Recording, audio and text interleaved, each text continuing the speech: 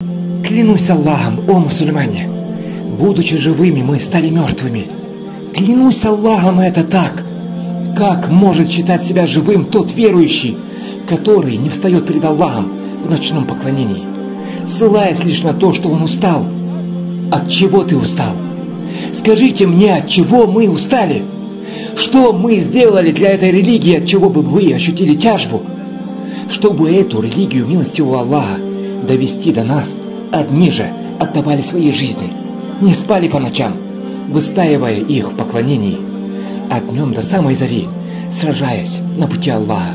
Эти мужчины довели до нас эту религию, и они никогда не жаловались и не плакали, ссылаясь на свою усталость. Приведите мне хотя бы один довод, где сподвижники, ридвануллахи алейхи, жаловались на усталость из-за этой религии. И теперь скажите мне, от чего вы устали? Что вы сделали для этой религии, дабы сказать, что вы устали? Не совершали тахаджуд по ночам и просыпали обязательный фаджр?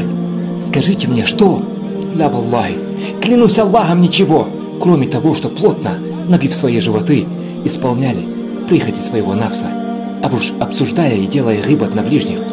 Неужели вы полагаете, что после всех ваших грехов и праздной жизни Аллах хочет видеть вас перед собой? Аллах не желает встречи с вами. Потому вы и просыпаете треть ночи, когда Аллах спускается на ближайшее небо. Поэтому вы пропускаете обязательный фаджр. Аллах не желает встречи с вами. Разве есть в этом мире ущерб, убыток, хуже, чем то, что Аллах не любит вас, не желает встречи с вами? Астагфируллахи ва аттаубу илейхи. И да наставит нас Аллах, и да смилуется Он над нами.